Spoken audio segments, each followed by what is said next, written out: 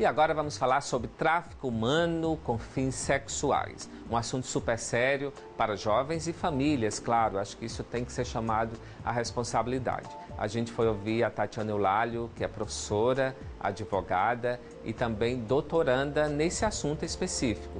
Por sinal, o trabalho dela é super sério. Ela já foi ouvida pela CPI do tráfico para dar mais fundamentação ao tema. E também a novela Salve Jorge, você sabia disso? Utilizou esse trabalho da Tatiana como referência. Ela foi até o Rio para ministrar uma espécie de workshop, veja só. E agora o assunto é super sério no Insight TV. A gente vai conversar com a Tatiana Eulálio, que é professora em Direito Penal. E ela andou pesquisando, inclusive este é um livro publicado sobre o assunto, tráfico humano, né? Principalmente com destaque para pessoas de fins sexuais.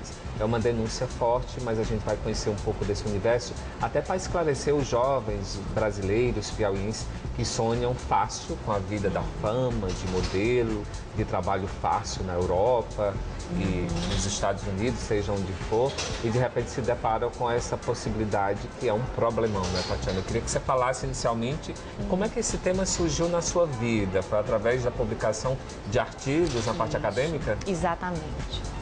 Bem, eu comecei o meu trabalho de pesquisa dentro de um estudo voltado a uma dissertação de mestrado. Né? E cheguei a publicar alguns artigos dentro dessa pesquisa do tráfico internacional de pessoas para fins sexuais, trabalhando aspectos relativos à origem, à raiz do problema, né? De onde esse problema emanava, o que vem fortalecendo o crescimento dessa forma de crime transnacional. Publiquei artigo também sobre a criminalidade transnacional de um modo geral e também relativamente à cooperação dos estados. Sério, você tem um perfil da vítima possível? Tem um perfil. Quem seriam da esses jovens? Vítima. A gente tem dados da ONU, 4% das vítimas relativa à questão da masculinidade aí envolvida. Então, a gente ainda tem como carro-chefe da Esses vítima... jovens são iludidos, persuadidos ou muitos já desconfiam? Olha, esse é um grande engano nosso, das pessoas que inicialmente procuram conhecer o crime, achar que as vítimas do crime, em maior parte, são enganadas, são vítimas de atos fraudulentos. Isso não é verdade. Tá? É óbvio que isso também faz parte desse crime, isso inclusive diante da nossa legislação é uma causa de aumento de pena, então uma situação de um crime torna-se mais grave, mas não podemos dizer que são, digamos, a maioria dos casos, essas situações associadas a outros atos fraudulentos, não. Então, em verdade, a maior parte das vítimas viaja, vai a um outro país, mediante esse auxílio recebido pelo mercador do sexo, consciente de que no outro país, no país de destino, vai exercer sim a prostituição. O que de fato essa vítima desconhece e a faz vítima, coloca na condição de vítima, são as condições subhumanas nas quais ela vai ser submetida no país de destino, no país onde ela vai exercer a prostituição, onde ela vai ser explorada sexualmente a um nível de escravidão. A gente chama isso hoje de uma escravidão moderna, tá? Em face da escravidão que já tivemos, enfim, a nível mundial, hoje a gente tem essa escravidão sexual, essa escravidão moderna, que vem ganhando passos largos, digamos, nos braços da globalização. Tá? A Tatiana fala com muito amor desse tema, porque de fato ela pesquisa muito. E eu queria que você falasse como surgiu a ideia do livro. Foi a tese de mestrado já, foi um trabalho mais elaborado. Tá. Então essa pesquisa, o meu estudo, o meu aprofundamento, a minha vontade em conhecer mais do tema foi muito estimulado, né, diante do meu mestrado que eu vinha desenvolvendo em Brasília, onde eu trabalhei com disciplinas do tipo criminalidade organizada transnacional, cooperação jurídica internacional no combate a crimes, enfim, o estudo de... É um trabalho delicado, né? Exatamente. Uma pesquisa que exige muita dedicação. Muita dedicação, né? Muita dedicação. Então, durante o meu mestrado, no curso do meu mestrado, nas minhas disciplinas, eu fui muito estimulada a conhecer mais relativamente a crimes transnacionais, esses crimes que rompem fronteiras, quer dizer, iniciam a ação no Estado, mas que finalizam a sua ação em um outro Estado. Então, exige uma questão do estudo da lei mais apurado, claro, mais amplo, né? E de uma preocupação da legislação interna, né, do nosso país em coibir, prevenir, combater, né, e punir a prática desse tipo de ilícito, inclusive como uma forma até de respeito a convenções internacionais, compromissos internacionais aos quais o nosso país, enfim, ratificou, né, se mostrou coerente em assinar e assumir o compromisso nesse combate, que é o caso do crime de tráfico. São poucos estudos nessa área no Brasil, inclusive você é uma das referências. Graças a Deus, sou uma das pioneiras nesse assunto. Eu estou sabendo que você chegou até a Globo na época, aliás, ela chegou até você na época. Eu cheguei na época da novela, aí até ao Rio de Janeiro, fui ao Projac, né? Cheguei a ter um contato direto com o Wolf Maia, fui a um almoço na residência dele, né? Enfim, para mim foi um momento de muita felicidade, né? Pelo reconhecimento do meu trabalho. Então, a gente pesquisar, trabalhar e ver aquele trabalho reconhecido e respeitado. Fizeram um estudo do seu livro para a obra, de alguma forma? Na realidade, uma novela que trabalha um tema que mexe com a legislação do país, o conhecimento acerca da legislação do país, o que a legislação fala a respeito e principalmente dos fatores socioeconômicos, né, que estão relacionados a esse tipo de crime, desde a sua origem, a sua projeção, ao seu crescimento, desenvolvimento a nível mundial. Então, uma autora, ela sempre busca, né, conhecer bastante, digamos assim, também os atores, aqueles que vão trabalhar com o assunto. Então, o meu livro foi realmente para as mãos dela. E depois disso você foi procurada? Fui procurada. Na realidade, eu dei várias entrevistas, participei de alguns congressos. Acho que o principal congresso, o principal evento, eu acho que foi um impulsionador assim, de um certo reconhecimento a nível nacional, foi uma palestra que eu fui convidada a dar no Congresso Nacional, no auditório Nereu Ramos, no Congresso Nacional em Brasília, né? Que foi antes do lançamento do meu livro.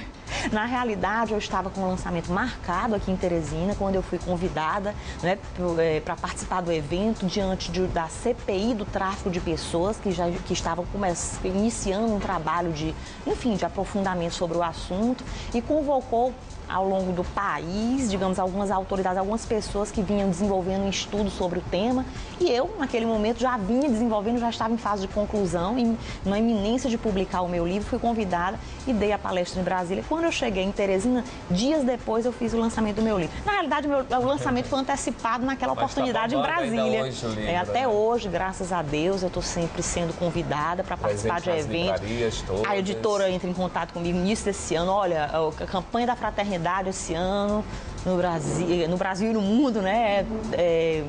A questão do tráfico humano. Então, a gente está precisando, né, mais livros. De novos inscritos. E aí, exatamente. Como é que está a produção? A produção tem coisas novas caminhando, aí? Né? Novos artigos que eu venho publicando já em relação a esse tema, mas o livro continua ainda como carro-chefe, né? Porque traz uma pesquisa. Ter outras obras, já vai, que a sim. solicitou? Porque eu estou desenvolvendo agora o meu doutorado, né, em relação ao assunto. Então, estudar nunca é pouco.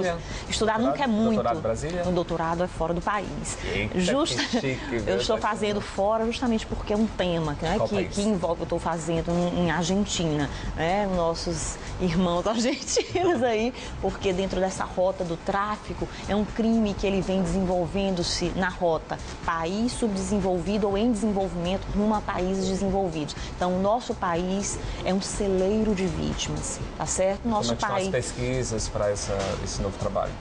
Pesquisas que já existiam há tempo no meu livro, agora para tese de doutorado. Então, eu tenho procurado hoje me aprofundar, saindo um pouco do Brasil, mas a nível mundial, né, em termos do assunto, e acredito que em breve vai sair uma obra trabalhando um aspecto ainda mais abrangente do assunto. Parabéns, né? Tatiana, pelo seu empenho por uma coisa tão delicada, um tema de denúncia social fortíssima, né? Fortíssima. E eu queria que você deixasse o seu apelo, o seu depoimento de quem lida com a temática, através de depoimentos e pessoas que foram vítimas desse crime. Na realidade, é um crime que afronta uma série de direitos fundamentais, direitos humanos, tá? E que envolvem pessoas poderosas, exatamente. Né? A exploração do mercado do sexo ainda é muito forte. Né? Demais. Os mercadores do sexo, enfim, eles acabam por obstruir uma série de direitos humanos, direitos fundamentais como a liberdade de ir e vir, a liberdade de escolha,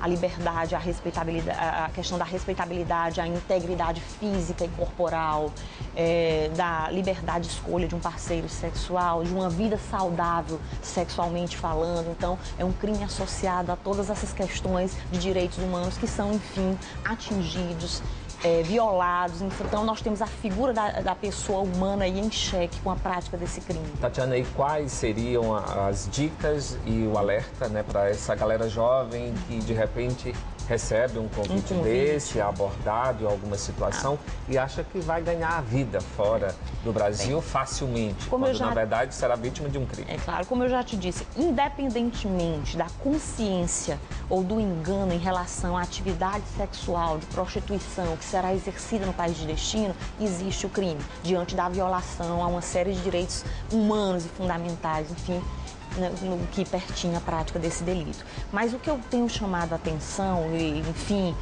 políticas públicas devem ser desenvolvidas nesse sentido, é de chamar a atenção para o fato de que, embora se busque uma melhor condição de vida em outros países, ou que seja dentro do nosso país, que se esteja sempre diante de uma situação onde você esteja seguro da situação que você vai, de fato, enfrentar, que você esteja seguro diante dos meios que você vai estar utilizando para atingir aquela ascensão social. Então, e até a gente lida com uma questão complexa de preconceito, que é essa imagem do Brasil, esse estigma que se tem de que é um país sexual. Aí isso leva ao samba, que é algo nosso, cultural, mas também leva à imagem da mulher, objeto e etc., né?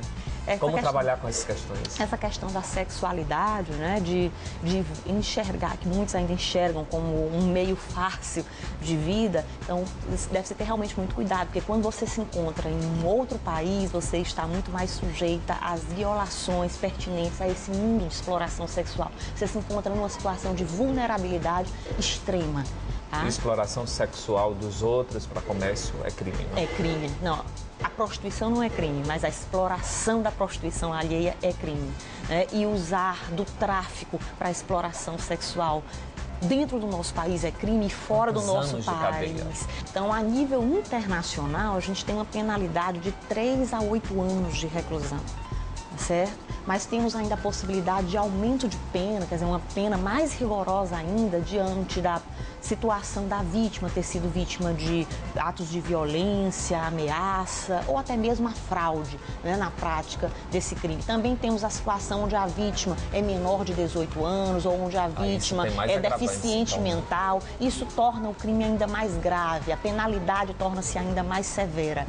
Acompanhando o nível da criminalidade e o perfil mais vulnerável da vítima deste crime. Que, portanto, requer, digamos, da nossa legislação, do nosso governo, um apoio, uma proteção maior. Tatiana, obrigado. Você convence muito bem, realmente domina o assunto. Parabéns pela temática, tá? Muito obrigada. Obrigadão. E obrigada por ter nos ajudado, né, em tornar mais público, mais do que já é, e tornar mais evidente as questões associadas a esse crime. Isso nos traz a uma tomada de consciência, o que é um elemento facilitador no combate e prevenção ao ilícito. Ok.